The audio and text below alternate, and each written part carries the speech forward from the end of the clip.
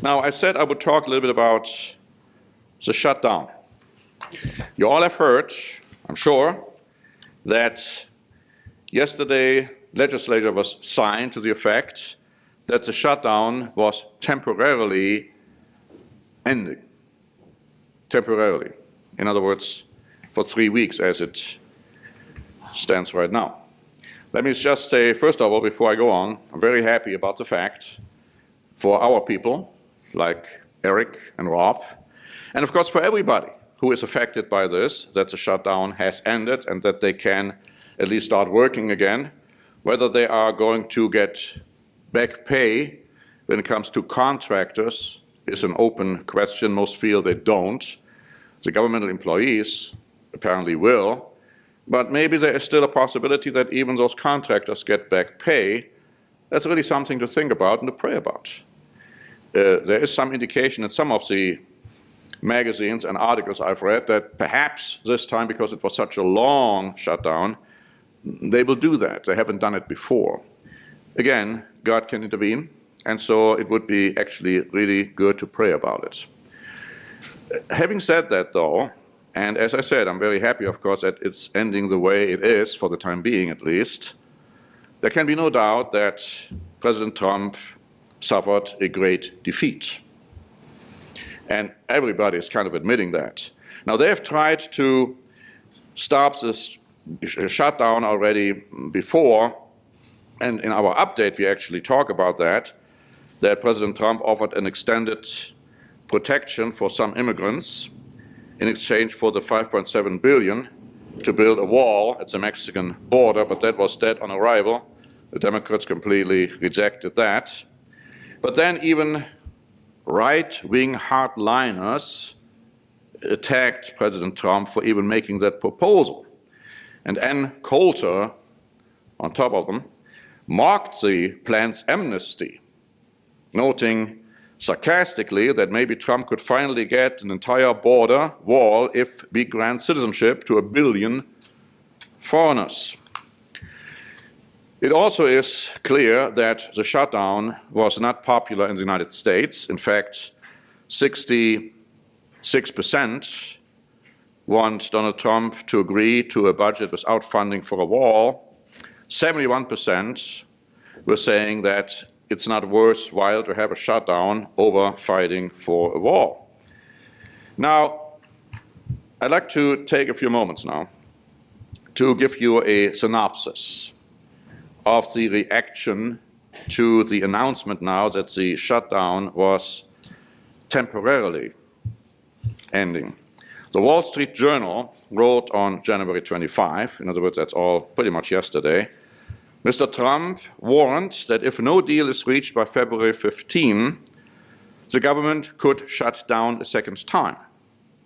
He also threatened to address border security unilaterally, talking about by declaring a national emergency if no agreement is struck by that point.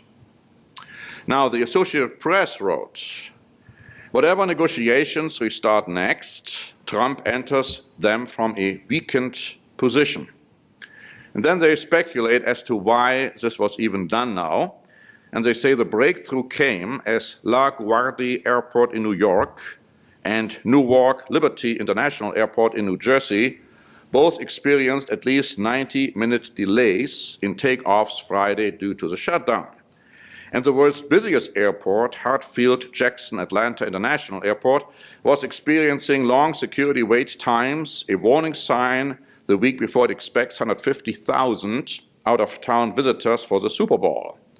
The standoff became so severe that as the Senate opened with prayer, Chaplain Barry Black called on high powers in the, quote, hour of national turmoil to help senators do what is right. Breitbart wrote on January 25, on Friday's edition of the Fox Business Network's Lou Dobbs Tonight, host Lou Dobbs stated that House Speaker Nancy Pelosi won the shutdown battle and President Trump got rolled on this. He said that's a victory for Nancy Pelosi. It will be perceived as such on every television monitor and screen in the country and to deny it is to try to escape from reality. Now, some still deny it.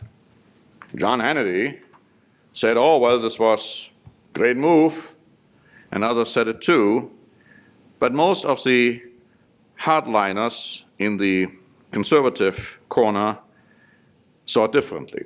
Ann Coulter, she is the author of In Trump We Trust, tweeted, "Good news for George Herbert Walker Bush. As of today, he is no longer the biggest wimp ever to serve as President of the United States." And others echoed these comments. But I'd like to read to you a very interesting article by USA Today. Now, USA Today is not necessarily a great fan of President Trump, but here's the other side of the coin. They wrote here on January 26, this morning, "Right-wing pundits caused the mess by bullying the president into a decision he originally rejected. Close the government and then negotiate." Of course, Ann Coulter, Michael Malice, Tomi Lahren, Breitbart News, Rush Limbaugh, Laura Ingraham, Steve Doocy, and their like have a First Amendment right to make disparaging comments about the President of the United States. But the President has an Article 2 responsibility to make sure the government is functioning. In fact, he said on Friday that he decided to revert to his original preference for negotiating for border funding while the government remains open. President Trump should be commended for his decision, not condemned for it. Now, if he wouldn't have listened to those right-wing people, we wouldn't have had a shutdown. Fox News wrote on January 25, "This shutdown and the one that will likely follow on February 15 was not about money." Now, my comment is this. Many feel that President Trump will not shut down the government again, as he would lack support for such a step from most Americans, including many Republicans. On the other hand, the right-wing pundits who speak for many of his supporters would strongly support such a move. And of course, Donald Trump doesn't like to lose. This morning, he tweeted several messages reiterating that he will insist on building a wall. He can only do it two ways, because, as other articles point out, as long as the Democrats are in control, he's not going to get it. He's not going to get it. Either there's another shutdown, and we all hope and pray it's not going to happen, or he will declare national emergency, which is a very tough one to do after all this time where no action was taken. Plus which, there is a danger, a legal danger, that he will be charged with abuse of power. It's not clear that he has the right to declare a national emergency. So the options are not really that great in either case.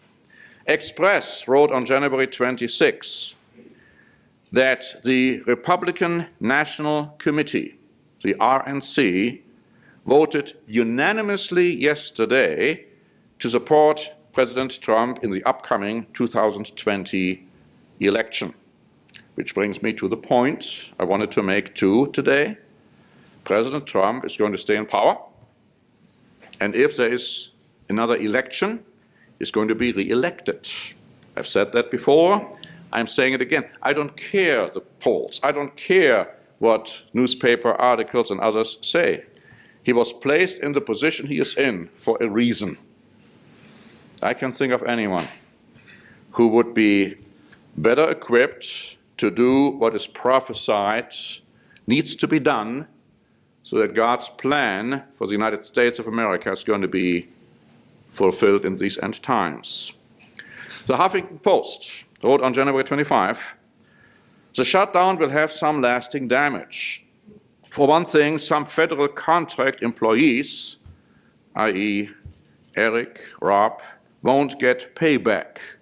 Now, as I said, the Independent said, well, maybe they might get it this time, so we can pray that this will change this time for their sakes and for just everybody who is out there and they have been prevented from working, or some even have to work not getting paid. For what? For nonsense. This whole shutdown was a complete nonsense. Deutsche Welle wrote on January 25, it took US President Donald Trump 35 days to sign off on a bill that he could have had before Christmas. He could have had if he hadn't listened to people like Limbach, Coulter, and others. Now, some feel that President Trump has a chance of receiving support from Democrats for building a wall or a barrier, because Democrats advocated better border security in the past. Here's an article which questions that. It's by The Week, dated January 25. It says, after 35 days, the longest government shutdown in history is finally coming to an end. It accomplished nothing. The worst thing of all, it's only going away for 3 weeks. Meanwhile, the President and the Democratic Party remain as divided on the question of funding for the border wall as they were in December. The deal will fund the government for less than a month, while members of both parties in Congress are expected to, quote-unquote, negotiate. What do they have to say to each other that they have not already been saying for days and weeks and months now? Nothing will come of it. But now listen carefully. As long as Democrats control the House, the wall is never going to happen. Politicians change their minds about all sorts of things every day. It is almost never because they have had a genuine change of heart. These shifts follow a straightforward pattern. The blue team says X because it is beneficial for them at a certain juncture. The red team says not X for the same reason. 8 or even 4 years later, the red team might say X, and the blue team may say not X, making exactly the same arguments as the other side. Who cares? Did you catch that? It very accurately describes the complete hypocrisy and unreliability of politicians. And reading that, I am just dumbfounded to think about that people in the church claiming to be church members, and we heard about the right kind of Christianity in the sermonette. They go out and they vote in governmental elections. Thousands of them have voted in governmental elections, and they haven't voted for Hillary Clinton, I can tell you that. What is happening to their brain? What is happening to the understanding of the truth that we as true Christians are not supposed to vote in governmental elections because we cannot possibly support hypocrisy? We cannot support lies. We cannot support what is happening in this country, around the world. How can a true Christian dare to defy God in such a way? I like to ask that question and leave you with it. I mean, if somebody can look at what is happening and still feel they can support any political candidate, I can get how they can claim to be true Christians at the same time. I can't understand it. We in the Church of God have been always preaching for years, for decades, under Mr. Armstrong, that it is wrong, absolutely, completely, totally wrong to vote in governmental elections. What happened to that understanding? Is it all gone? Where did it go? Where did it go?